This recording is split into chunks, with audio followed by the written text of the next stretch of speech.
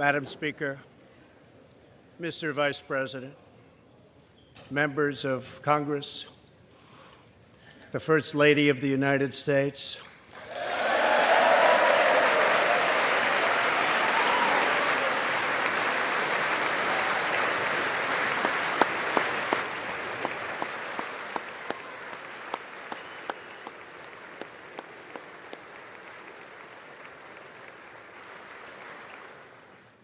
and my fellow Americans. We meet tonight at a moment of unlimited potential. As we begin a new Congress, I stand here ready to work with you to achieve historic breakthroughs for all Americans.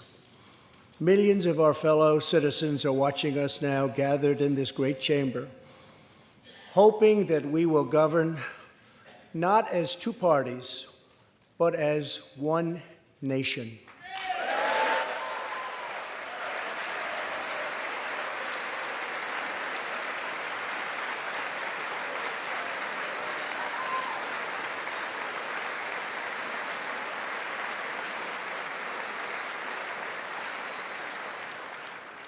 The agenda I will lay out this evening is not a Republican agenda or a Democrat agenda.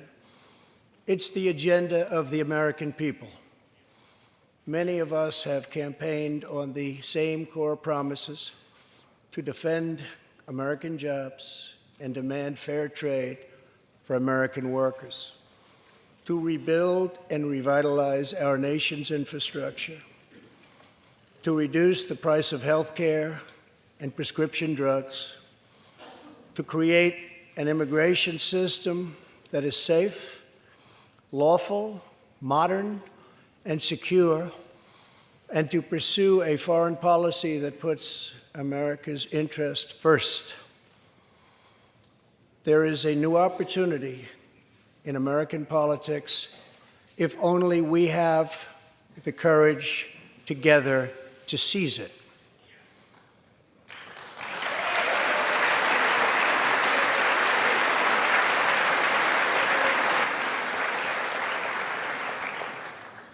Victory is not winning for our party.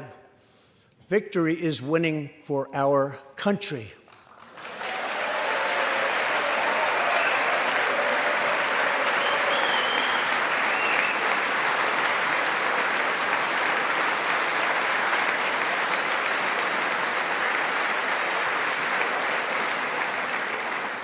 This year, America will recognize two important anniversaries that show us the majesty of America's mission and the power of American pride.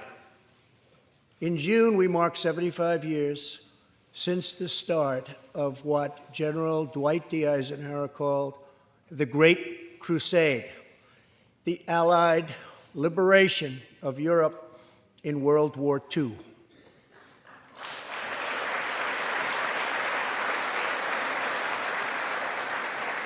On D-Day, June 6, 1944, 15,000 young American men jumped from the sky, and 60,000 more stormed in from the sea to save our civilization from tyranny.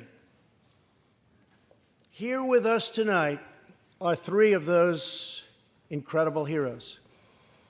Private First Class Joseph Riley, Staff Sergeant Irving Locker, and Sergeant Herman Zaitchik. Please.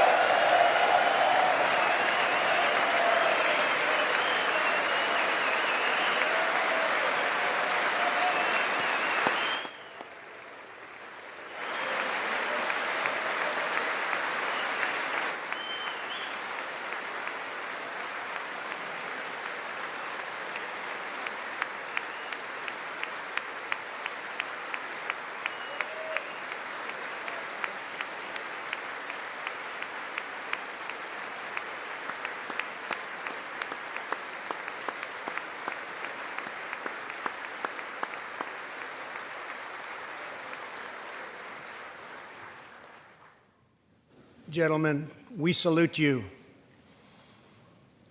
In 2019, we also celebrate 50 years since brave young pilots flew 250,000 miles through space to plant the American flag on the face of the moon. Half a century later, we are joined by one of the Apollo 11 astronauts who planted that flag, Buzz Aldrin.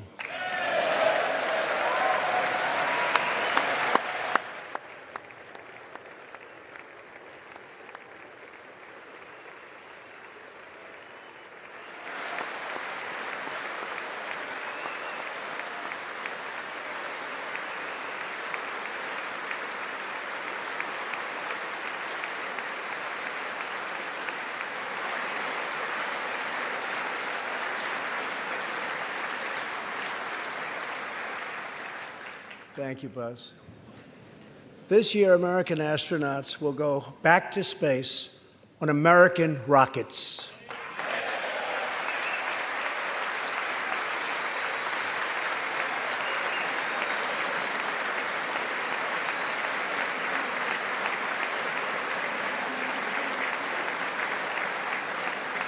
In the 20th century, America saved freedom, transformed science, redefined the middle class, and when you get down to it, there's nothing anywhere in the world that can compete with America.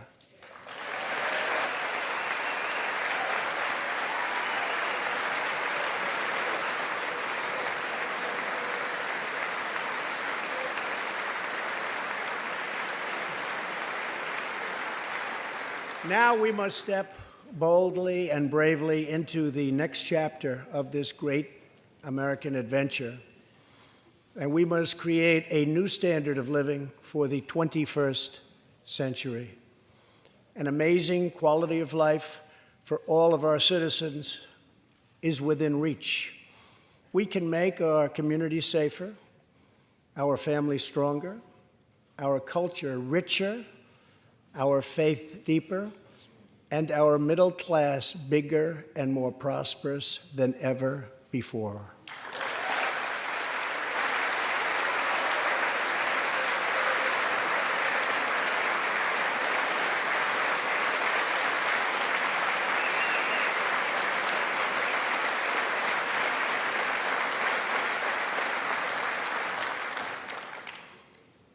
But we must reject the politics of revenge, resistance, and retribution, and embrace the boundless potential of cooperation, compromise, and the common good.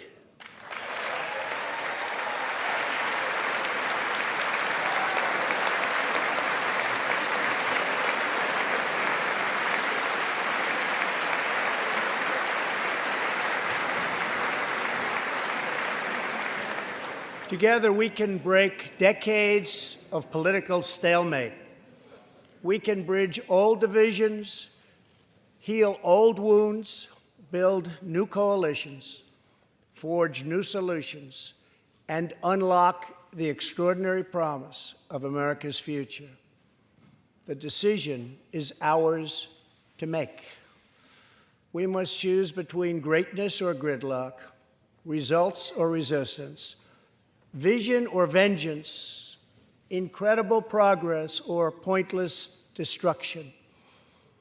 Tonight, I ask you to choose greatness.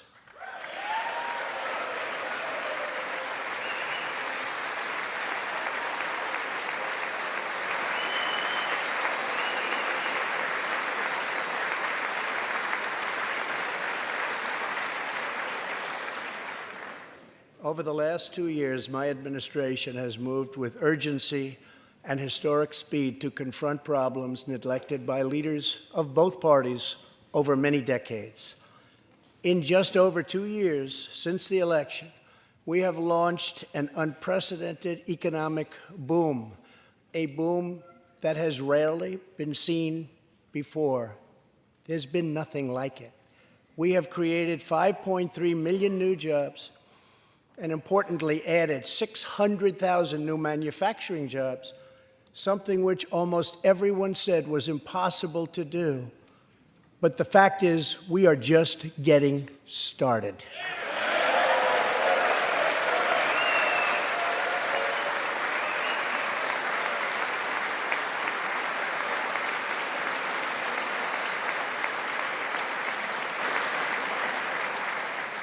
Wages are rising at the fastest pace in decades and growing for blue-collar workers who I promised to fight for. They're growing faster than anyone else thought possible. Nearly 5 million Americans have been lifted off food stamps.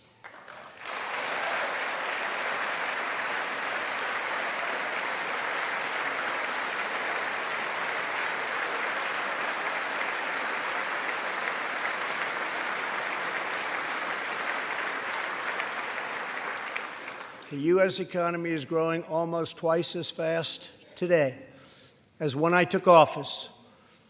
And we are considered far and away the hottest economy anywhere in the world, not even close.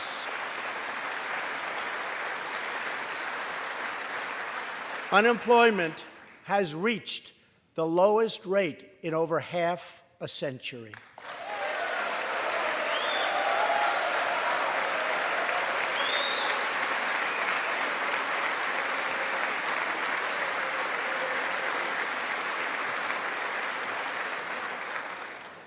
African American, Hispanic American, and Asian American unemployment have all reached their lowest levels ever recorded.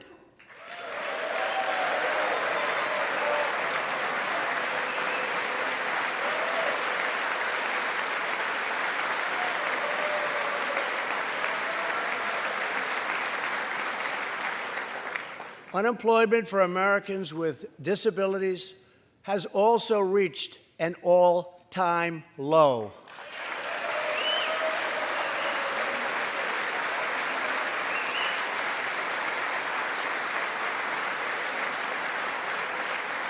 More people are working now than at any time in the history of our country. 157 million people at work.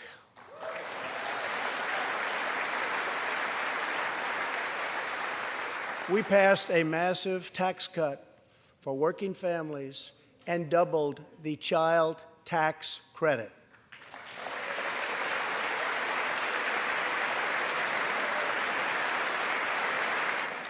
We virtually ended the estate tax, or death tax, as it is often called, on small businesses, for ranches, and also for family farms.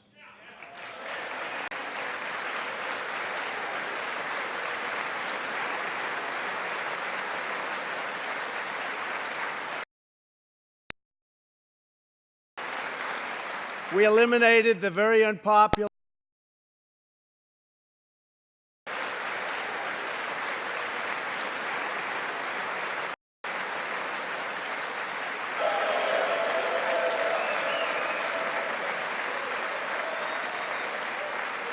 and to give critically ill patients access to life-saving cures. We passed, very importantly, right to try.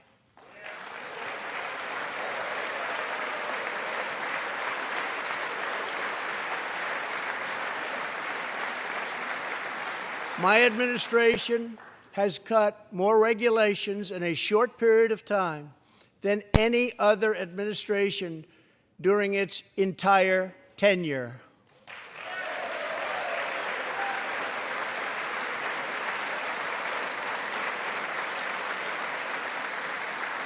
Companies are coming back to our country in large numbers, thanks to our historic reductions in taxes and regulations.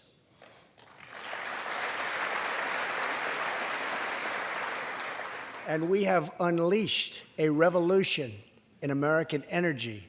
The United States is now the #1 producer of oil and natural gas anywhere in the world.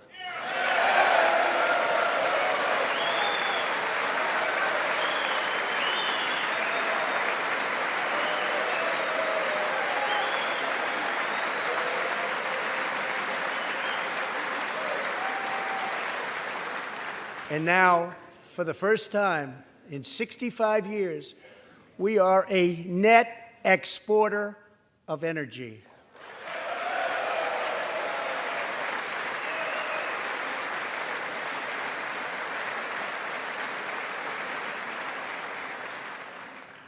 After 24 months of rapid progress, our economy is the envy of the world. Our military is the most powerful on earth by far. And America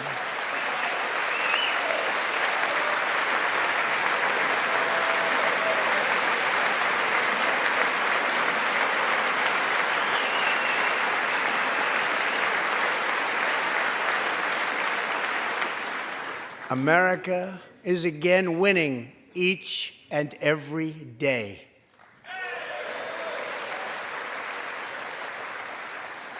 Members of Congress, the state of our union is strong.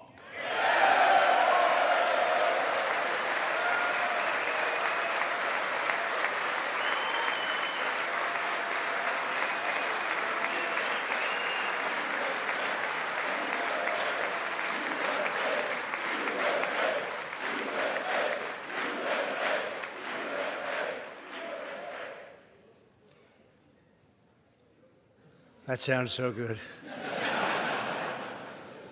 Our country is vibrant, and our economy is thriving like never before. On Friday, it was announced that we added another 304,000 jobs last month alone, almost double the number expected.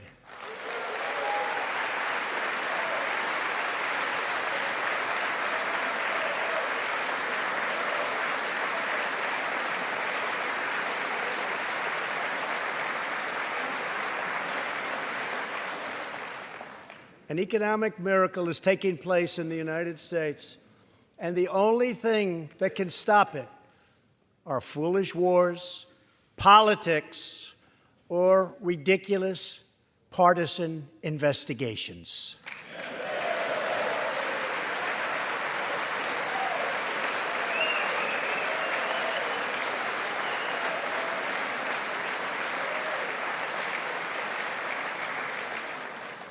If there is going to be peace and legislation, there cannot be war and investigation. It just doesn't work that way. We must be united at home to defeat our adversaries abroad. This new era of cooperation can start with finally confirming the more than 300 highly qualified nominees who are still stuck in the Senate, in some cases years and years waiting. Not right.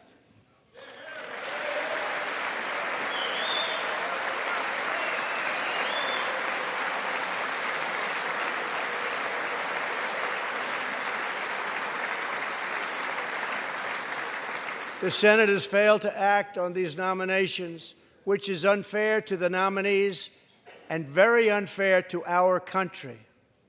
Now is the time for bipartisan action. Believe it or not, we have already proven that that's possible. In the last Congress, both parties came together to pass unprecedented legislation to confront the opioid crisis, a sweeping new farm bill, historic VA reforms, and after 4 decades of rejection, we passed VA accountability so that we can finally terminate those who mistreat our wonderful veterans.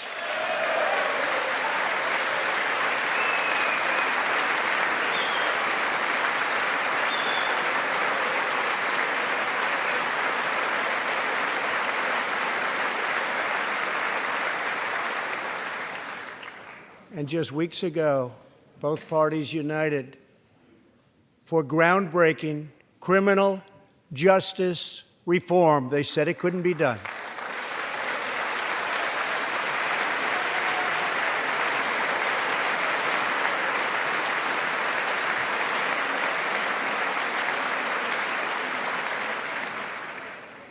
Last year, I heard through friends the story of Alice Johnson. I was deeply moved. In 1997, Alice was sentenced to life in prison as a first-time nonviolent drug offender.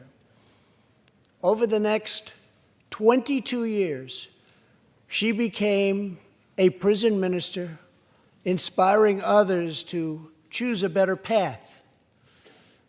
She had a big impact on that prison population and far beyond. Alice's story underscores the disparities and unfairness that can exist in criminal sentencing and the need to remedy this total injustice. She served almost that 22 years and had expected to be in prison for the remainder of her life. In June, I commuted Alice's sentence. When I saw Alice's beautiful family greet her at the prison gates, hugging and kissing and crying and laughing, I knew I did something right. Alice is with us tonight, and she is a terrific woman. Terrific. Alice, please.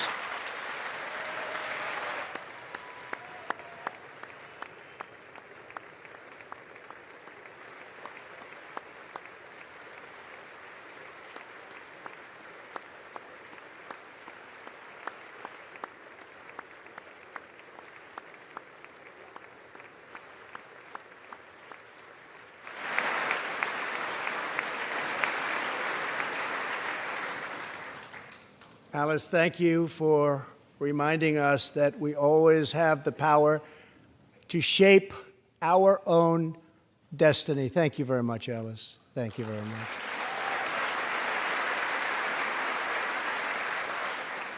Inspired by stories like Alice's, my administration worked closely with members of both parties to sign the First Step Act into law.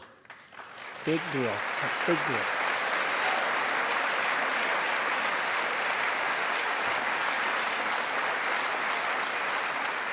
This legislation reformed sentencing laws that have wrongly and disproportionately harmed the African American community.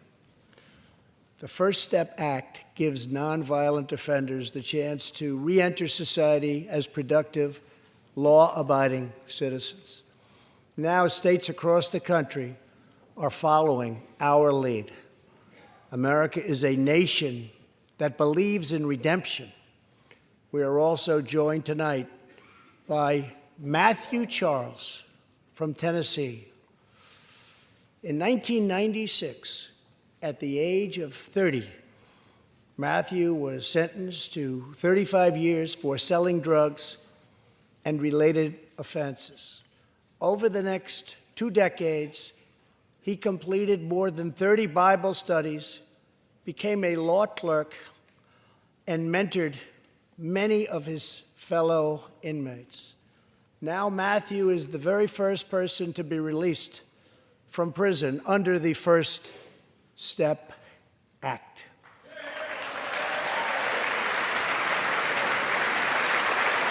Matthew, please.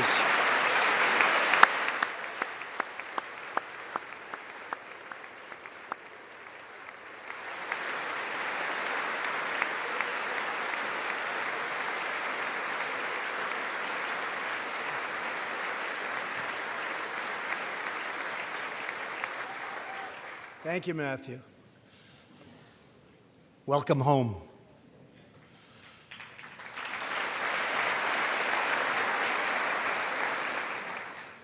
Now, Republicans and Democrats must join forces again to confront an urgent national crisis. Congress has 10 days left to pass a bill that will fund our government, protect our homeland, and secure our very dangerous southern border. Now is the time for Congress to show the world that America is committed to ending illegal immigration and putting the ruthless coyotes, cartels, drug dealers, and human traffickers out of business.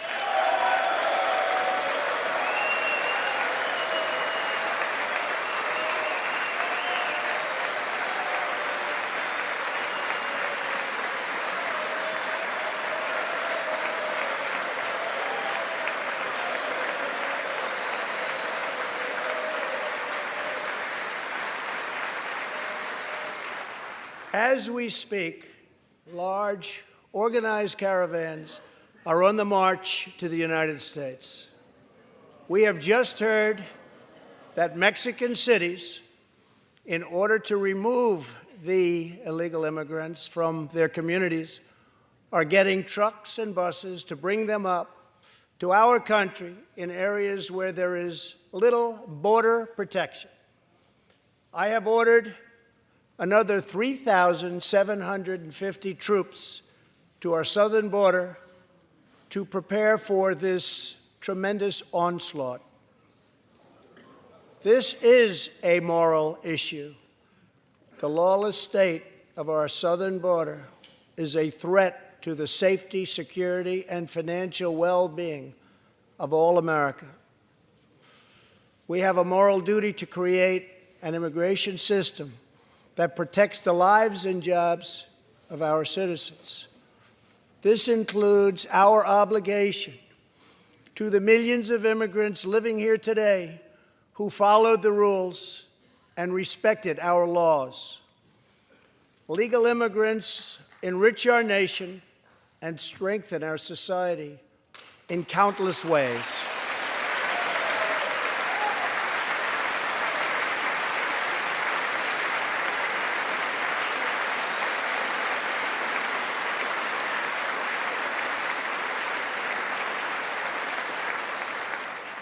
I want people to come into our country in the largest numbers ever, but they have to come in legally.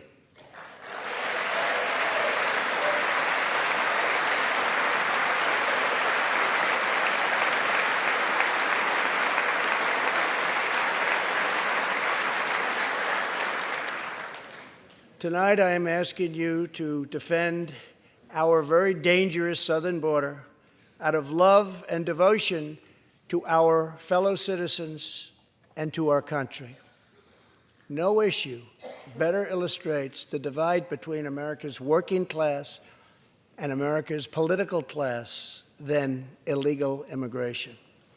Wealthy politicians and donors push for open borders while living their lives behind walls and gates and guards.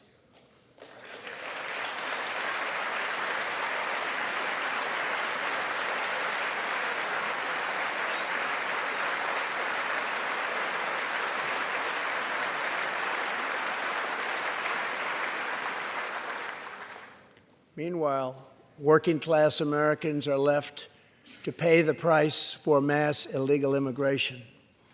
Reduced jobs, lower wages, overburdened schools, hospitals that are so crowded you can't get in, increased crime, and a depleted social safety net. Tolerance for illegal immigration is not compassionate. It is actually very cruel.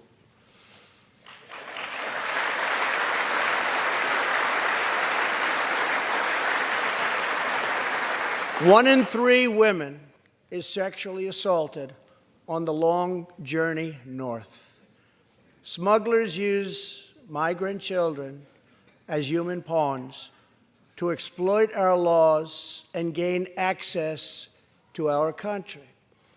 Human traffickers and sex traffickers take advantage of the wide open areas between our ports of entry to smuggle thousands of young girls and women into the United States and to sell them into prostitution and modern-day slavery. Tens of thousands of innocent Americans are killed by lethal drugs that cross our border and flood into our cities, including meth, heroin, cocaine, and fentanyl. The savage gang, MS-13, now operates in at least 20 different American states, and they almost all come through our southern border. Just yesterday, an MS-13 gang member was taken into custody for a fatal shooting on a subway platform in New York City. We are removing these gang members by the thousands, but until we secure our border, they're going to keep streaming right back in. Year after year, countless Americans are murdered by criminal, illegal aliens. I've gotten to know many wonderful angel moms and dads and families. No one should ever have to suffer the horrible heartache that they have had to endure. Here tonight is Deborah Bissell. Just 3 weeks ago, Deborah's parents, Gerald and Sharon, were burglarized and shot to death in their Reno, Nevada home by an illegal alien. They were in their 80s and are survived by 4 children, 11 grandchildren, and 20 great-grandchildren. Also here tonight are Gerald and Sharon's granddaughter, Heather, and great-granddaughter, Madison. To Deborah, Heather, Madison, please stand. Few can understand your pain. Thank you, and thank you for being here. Thank you very much.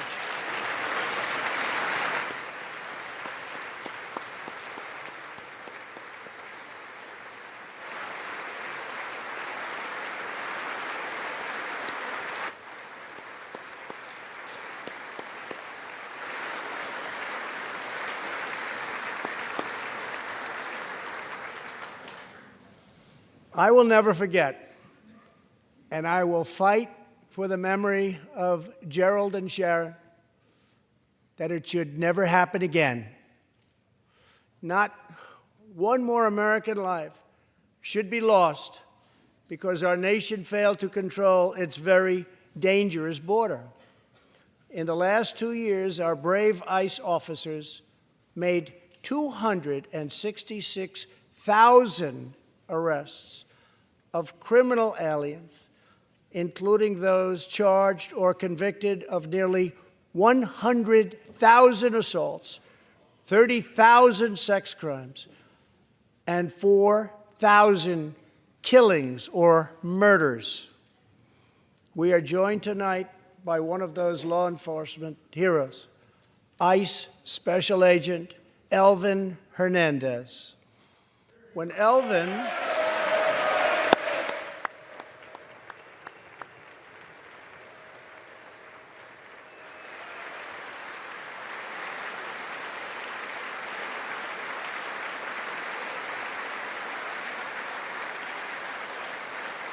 Thank you.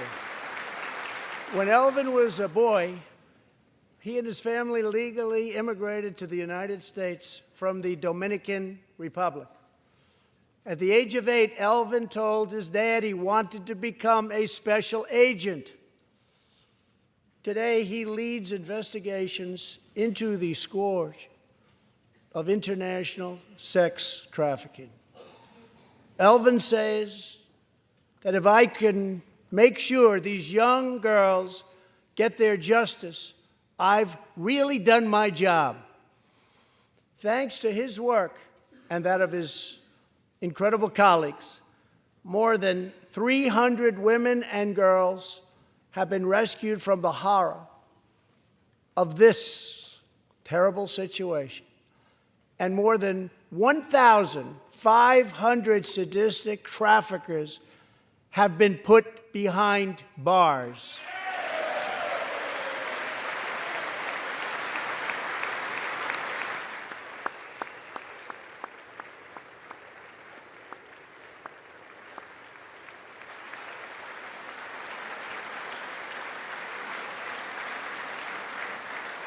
Thank you, Alvin.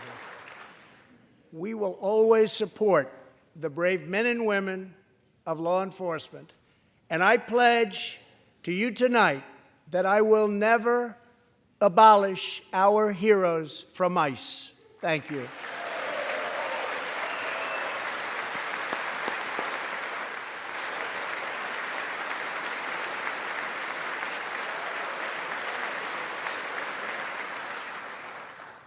My administration has sent to Congress a common-sense proposal to end the crisis on the southern border. It includes humanitarian assistance, more law enforcement, drug detection at our ports, closing loopholes that enable child smuggling, and plans for a new physical barrier or wall to secure the vast areas between our ports of entry.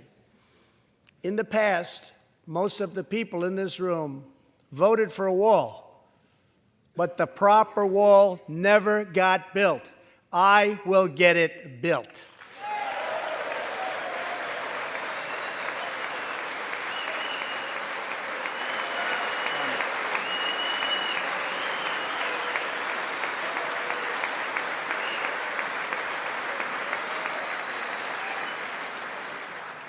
This is a smart, strategic, see-through steel barrier, not just a simple concrete wall. It will be deployed in the areas identified by the border agents as having the greatest need, and these agents will tell you where walls go up, illegal crossings go way, way down.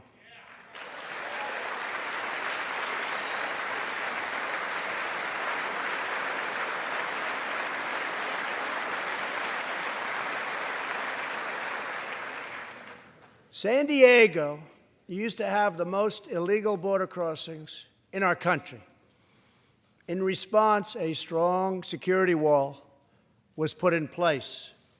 This powerful barrier almost completely ended illegal crossings. The border city of El Paso, Texas, used to have extremely high rates of violent crime, one of the highest in the entire country, and considered one of our nation's most dangerous cities.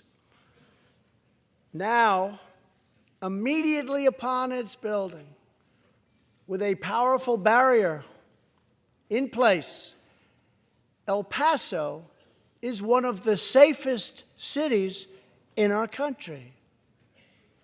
Simply put, walls work and walls save lives.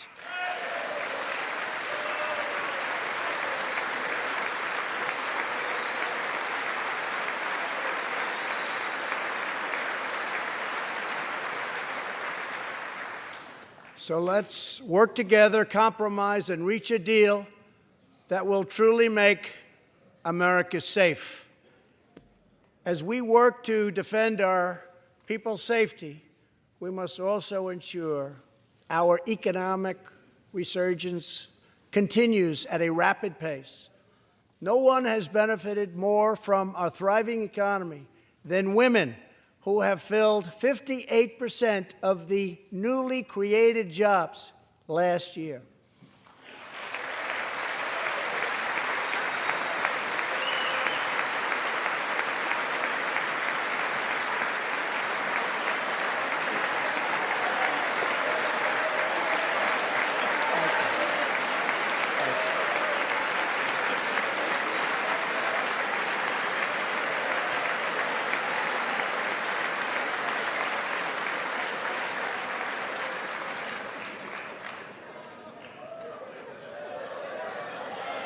You weren't supposed to do that.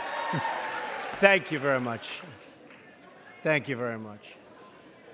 All Americans can be proud that we have more women in the workforce than ever before.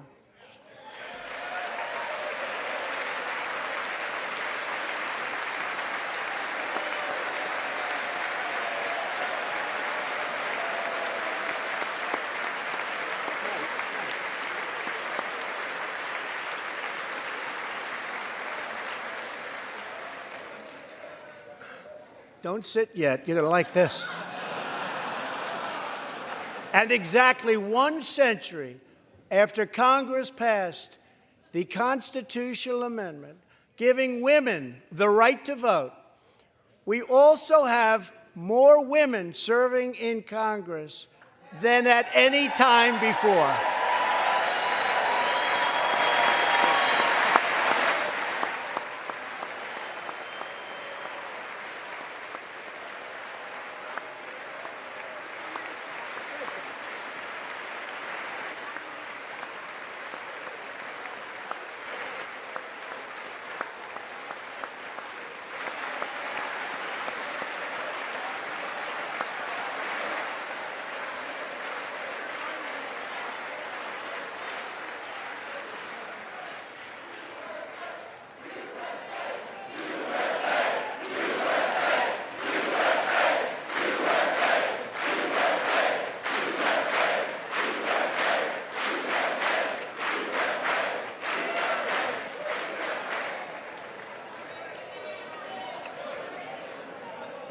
That's great.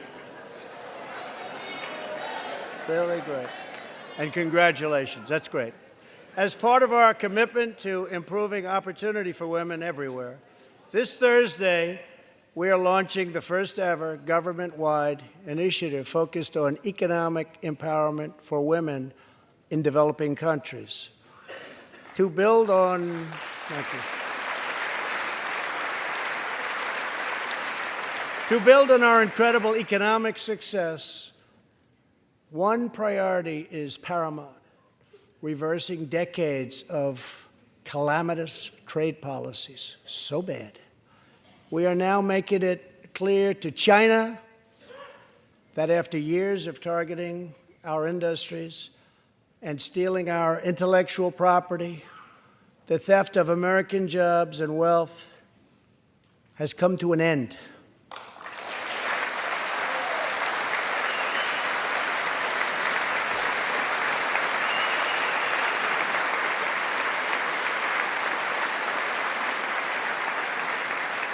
Therefore, we recently imposed tariffs on $250 billion of Chinese goods, and now our Treasury is receiving billions and billions of dollars. But I don't blame China for taking advantage of us. I blame our leaders and representatives for allowing this travesty to happen. I have great respect for President Xi, and we are now working on a new trade deal with China. But it must include real structural change to end unfair trade practices, reduce our chronic trade deficit, and protect American jobs.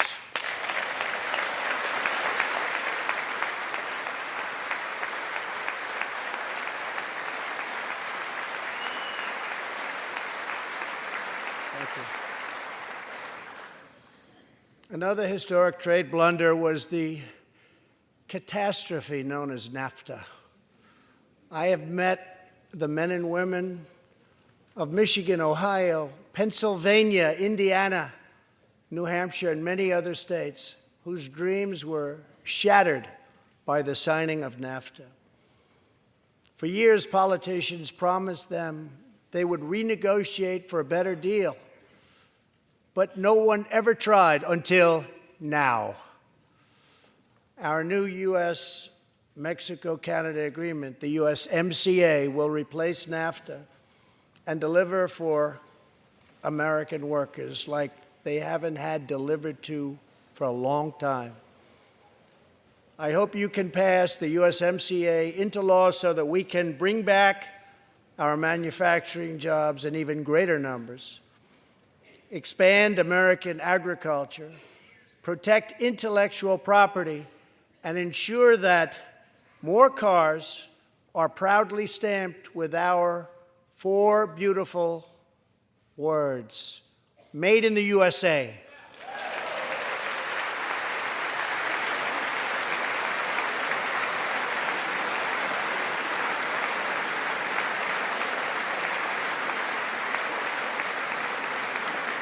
Tonight, I am also asking you to pass the United States Reciprocal Trade Act so that if another country places an unfair tariff on an American product, we can charge them the exact same tariff on the exact same product that they sell to us.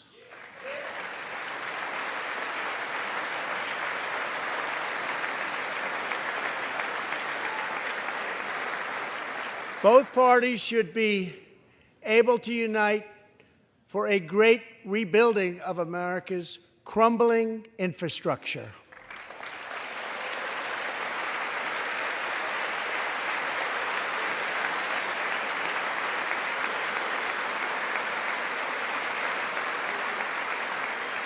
I know that Congress is eager to pass an infrastructure bill, and I am eager to work with you on legislation to deliver new and important infrastructure investment, including investments in the cutting-edge industries of the future.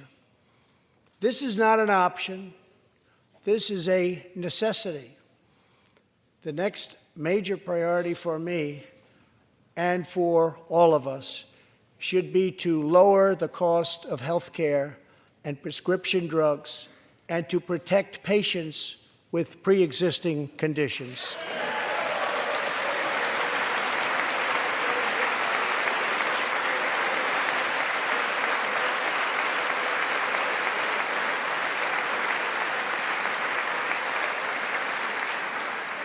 Already as a result of my administration's efforts in 2018, drug prices experienced their single largest decline in 46 years.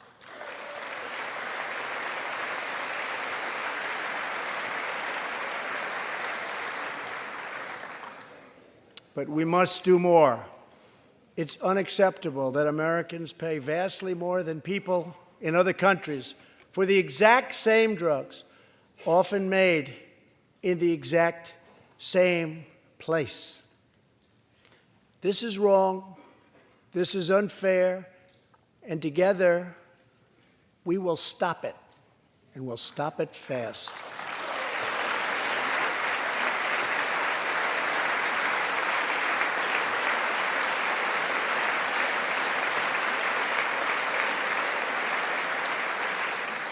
I am asking Congress to pass legislation that finally takes on the problem of global freeloading and delivers fairness and price transparency for American patients, finally.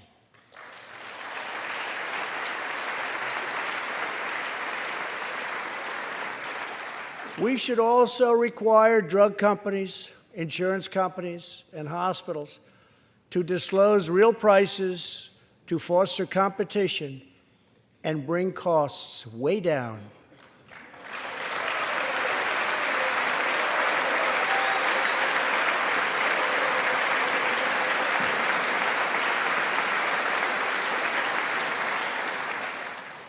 No force in history has done more to advance the human condition than American freedom. In recent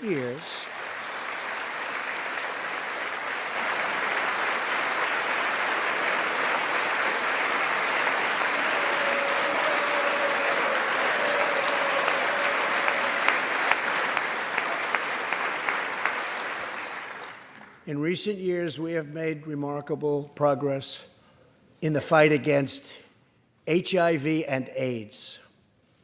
Scientific breakthroughs have brought a once distant dream within reach.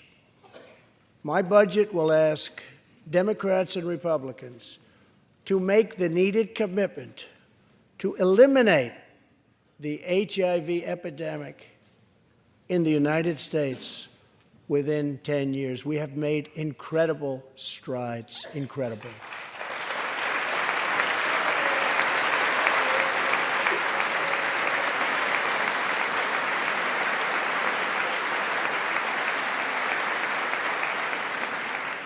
Together, we will defeat AIDS in America and beyond.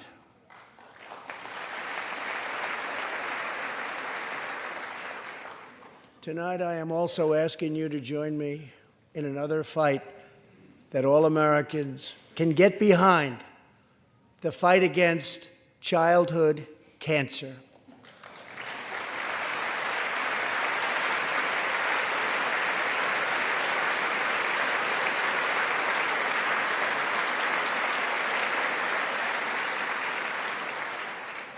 Joining Melania in the gallery this evening is a very brave 10-year-old girl, Grace Eline. Every birthday,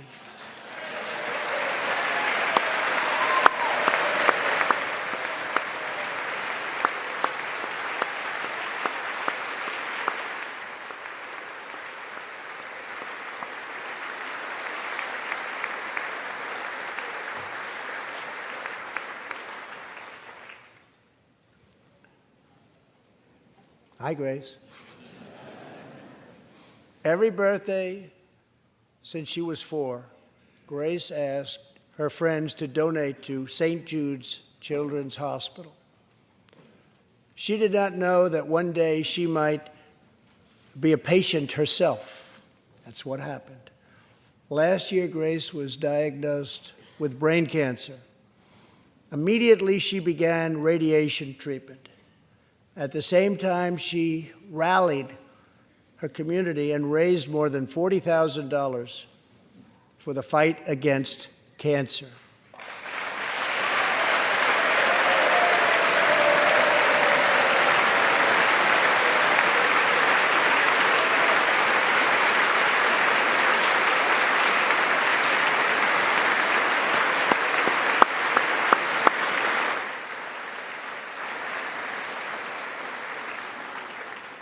When Grace completed treatment last fall, her doctors and nurses cheered. They loved her. They still love her. With tears in their eyes as she hung up a poster that read, "Last day of chemo."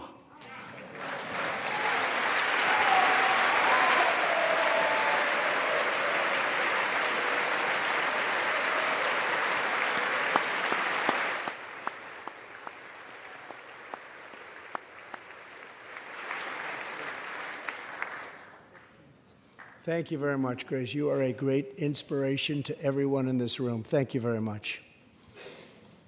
Many childhood cancers have not seen new therapies in decades. My budget will ask Congress for $500 million over the next 10 years to fund this critical life-saving research. To help support working parents, the time has come to pass school choice for Americans' children.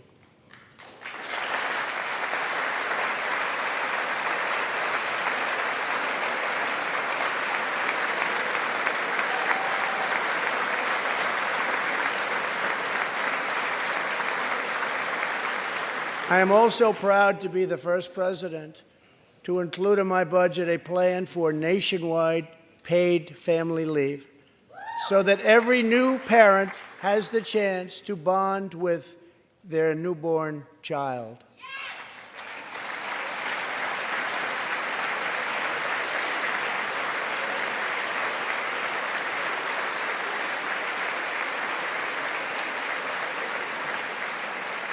There could be no greater contrast to the beautiful image of a mother holding her infant child than the chilling displays our nation saw in recent days.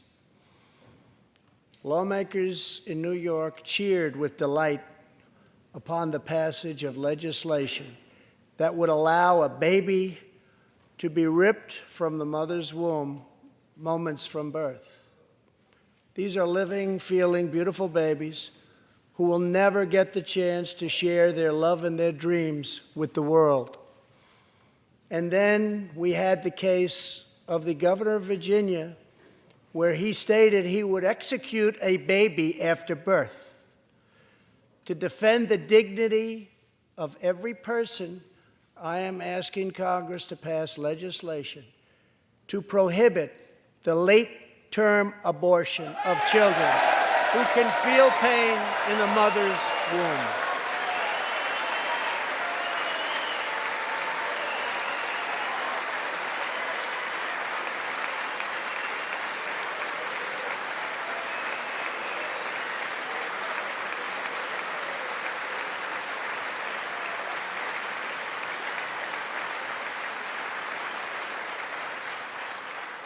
Let us work together to build a culture that cherishes innocent life.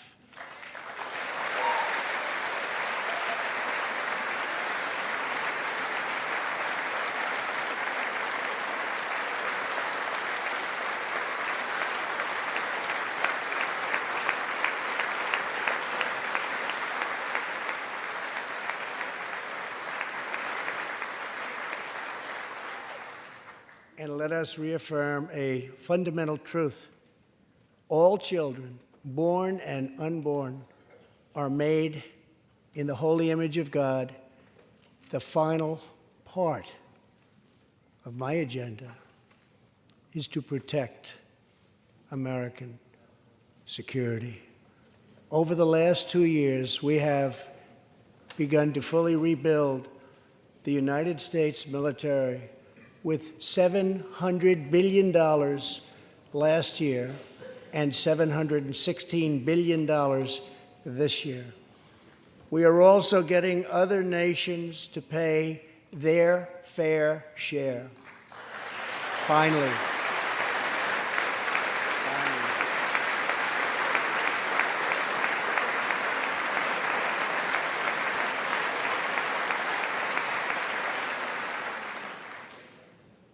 For years, the United States was being treated very unfairly by friends of ours, members of NATO. But now we have secured, over the last couple of years, more than $100 billion of increase in defense spending from our NATO allies. They said it couldn't be done.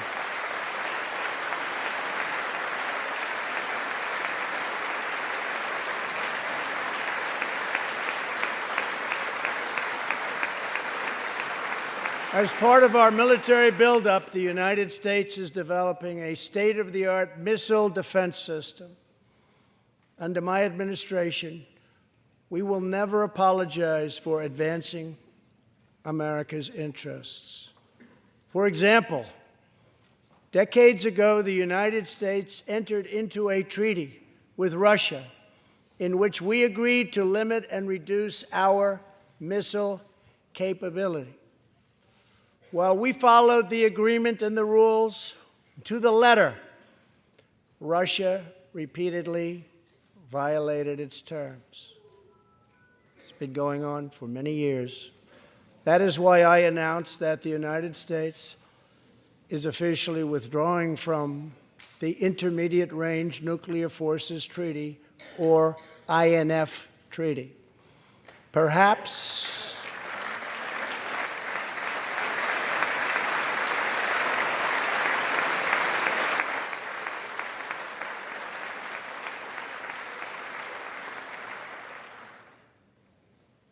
we really have no choice. Perhaps we can negotiate a different agreement, adding China and others. Or perhaps we can't, in which case we will outspend and out-innovate all others by far.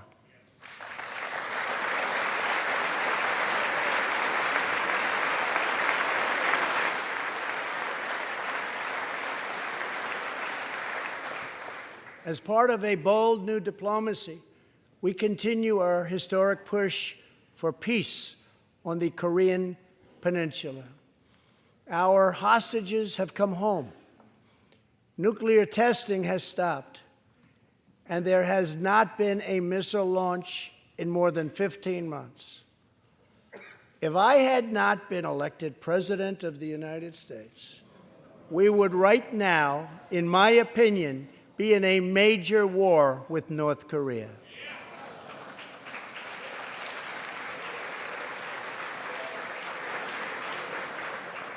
Much work remains to be done, but my relationship with Kim Jong-un is a good one. Chairman Kim and I will meet again on February 27th and 28th in Vietnam.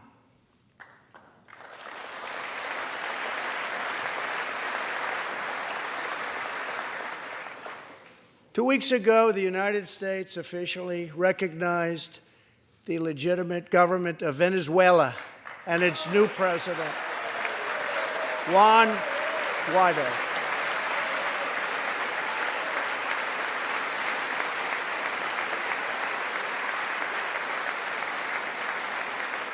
We stand with the Venezuelan people in their noble quest for freedom, and we condemn the brutality of the Maduro regime, whose socialist policies have turned that nation from being the wealthiest in South America into a state of abject poverty and despair.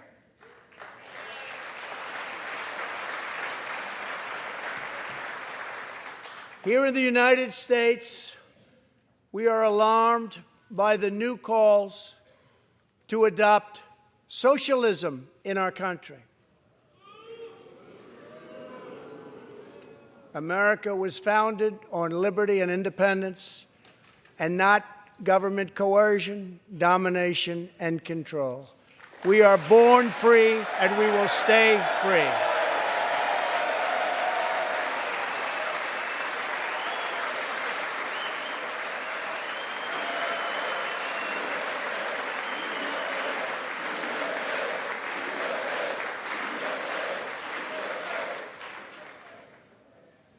Tonight, we renew our resolve that America will never be a socialist country.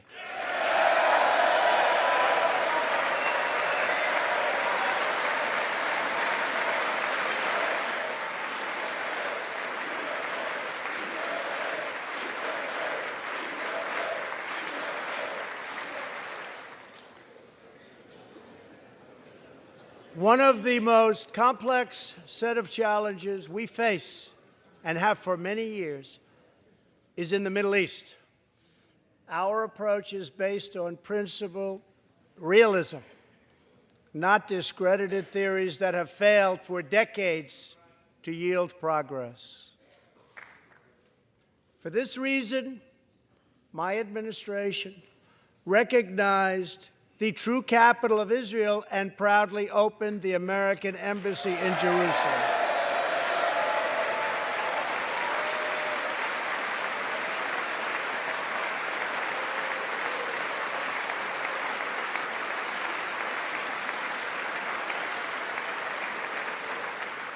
Our brave troops have now been fighting in the Middle East for almost 19 years. In Afghanistan and Iraq, nearly 7,000 American heroes have given their lives. More than 52,000 Americans have been badly wounded. We have spent more than $7 trillion in fighting wars in the Middle East. As a candidate for president, I loudly pledged a new approach. Great nations do not fight endless wars.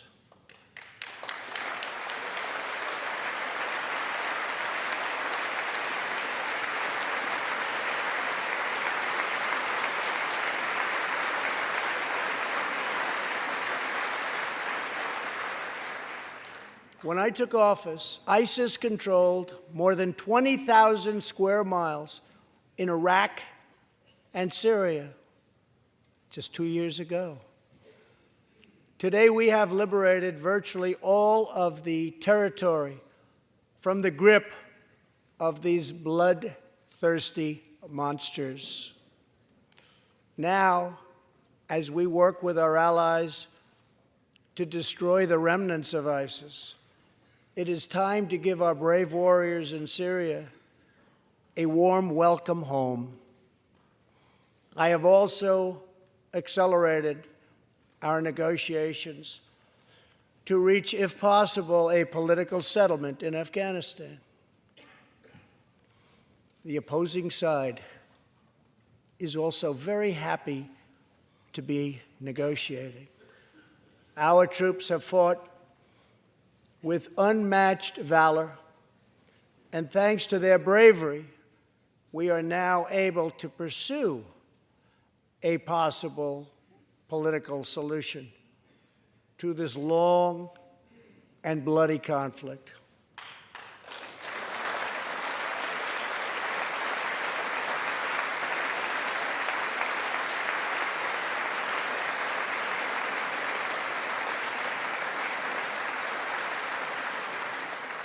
In Afghanistan, my administration is holding constructive talks with a number of Afghan groups, including the Taliban.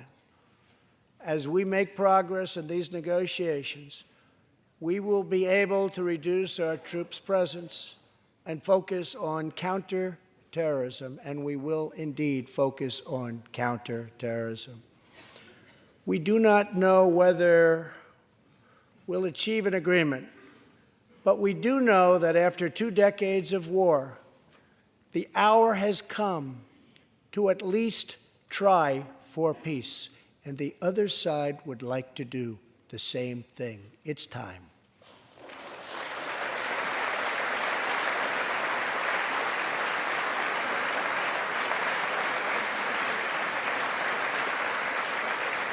Above all, friend and foe alike must never doubt this nation's power and will to defend our people. 18 years ago, violent terrorists attacked the USS Cole, and last month, American forces killed one of the leaders of that attack.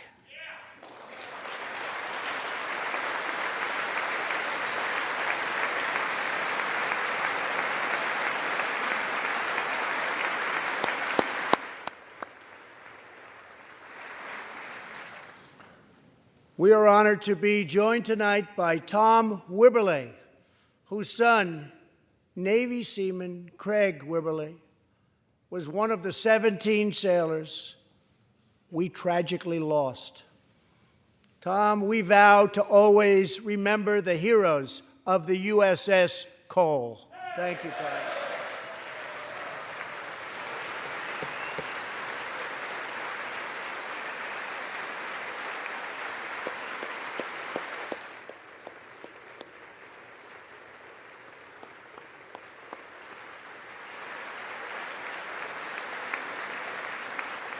My administration has acted decisively to confront the world's leading state sponsor of terror, the radical regime in Iran.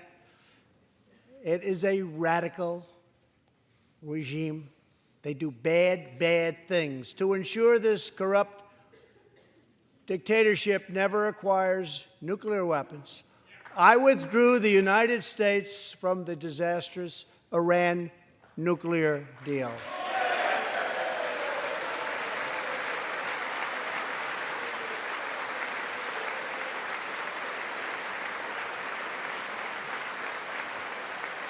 And last fall, we put in place the toughest sanctions ever imposed by us on a country.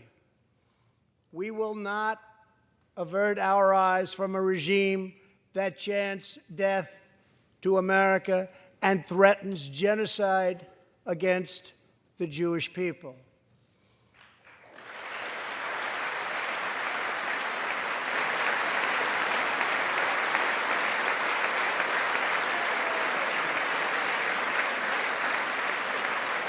We must never ignore the vile poison of anti-Semitism or those who spread its venomous creed.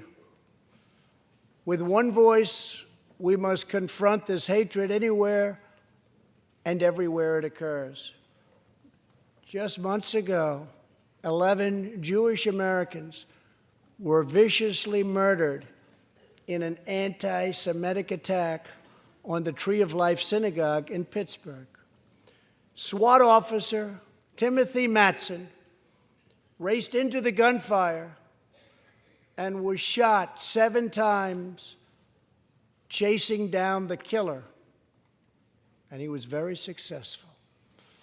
Timothy has just had his 12th surgery, and he's going in for many more. but he made the trip to be here with us tonight. Officer Mattson, please.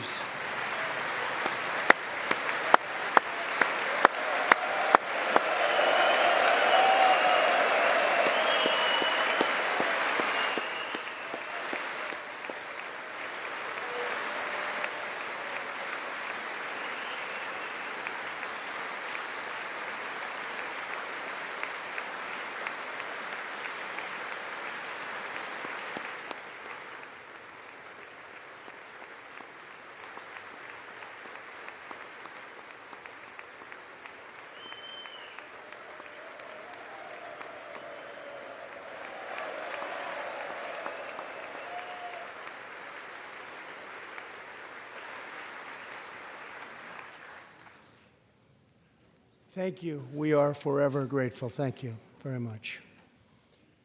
Tonight, we are also joined by Pittsburgh survivor, Judah Samet. He arrived at the synagogue as the massacre began. But not only did Judah narrowly escape death last fall, more than 7 decades ago, he narrowly survived the Nazi concentration camps. Today is Judah's 81st birthday.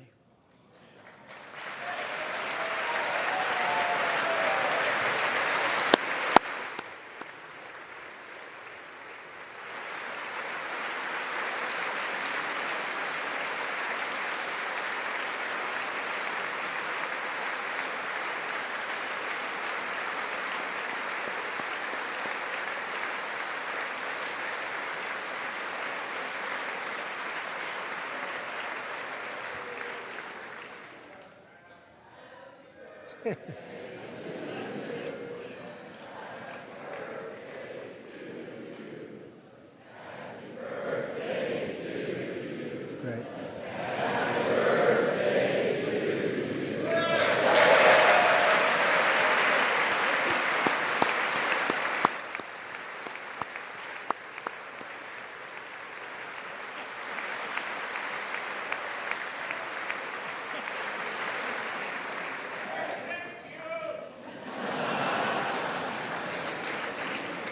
They wouldn't do that for me, Judah. Judah says he can still remember the exact moment nearly 75 years ago, after 10 months in a concentration camp, when he and his family were put on a train and told they were going to another camp. Suddenly, the train screeched to a very strong halt. A soldier appeared. Judah's family braced for the absolute worst. Then his father cried out with joy, "It's the Americans! It's the Americans!"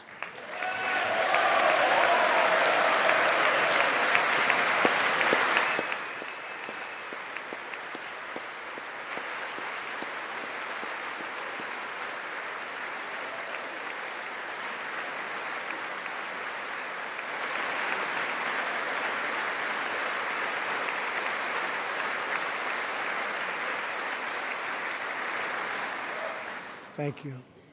A second Holocaust survivor who is here tonight, Joshua Kaufman, was a prisoner at Dachau. He remembers watching through a hole in the wall of a cattle car as American soldiers rolled in with tanks. To me, Joshua recalls, the American soldiers were proof that God exists. And they came down from the sky. They came down from heaven. I began this evening by honoring 3 soldiers who fought on D-Day in the Second World War. One of them was Herman Zaitchik. But there is more to Herman's story. A year after he stormed the beaches of Normandy, Herman was one of the American soldiers who helped liberate Dachau.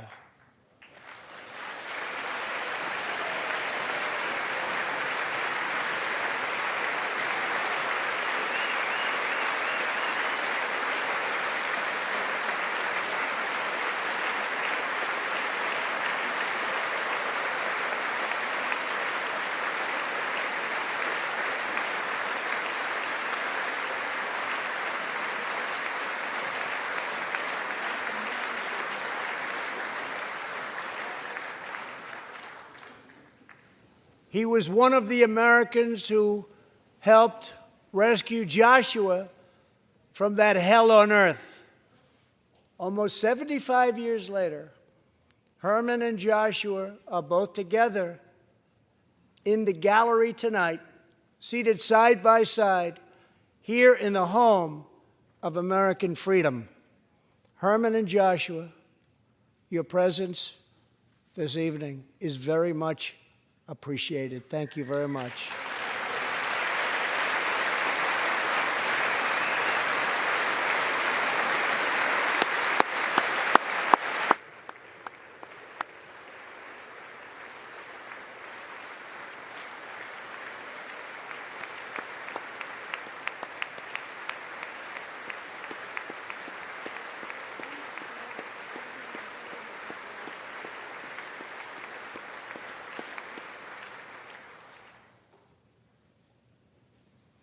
Thank you.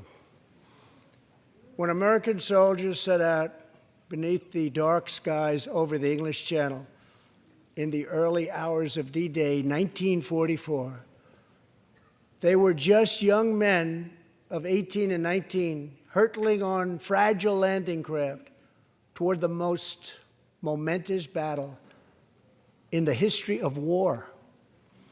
They did not know if they would survive the hour.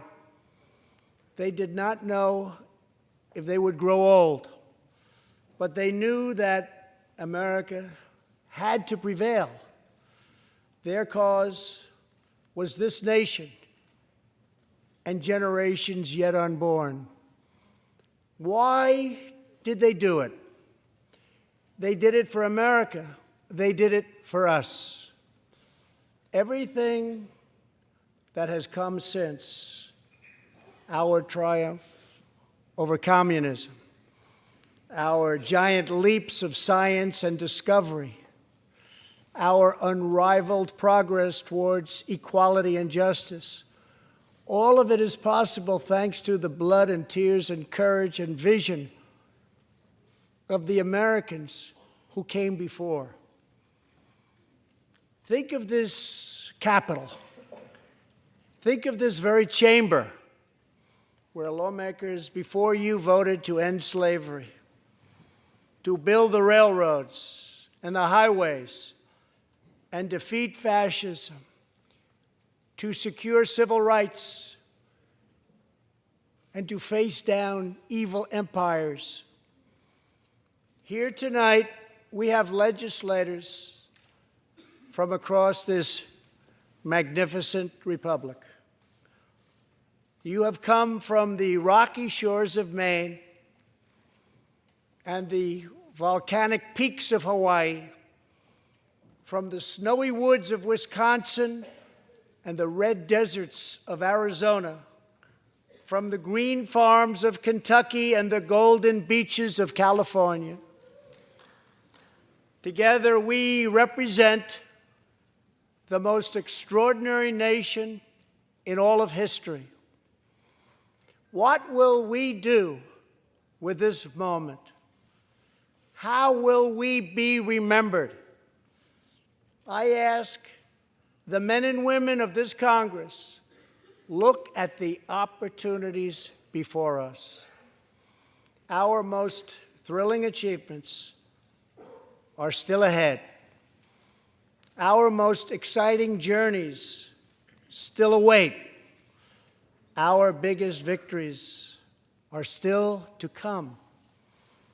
We have not yet begun to dream.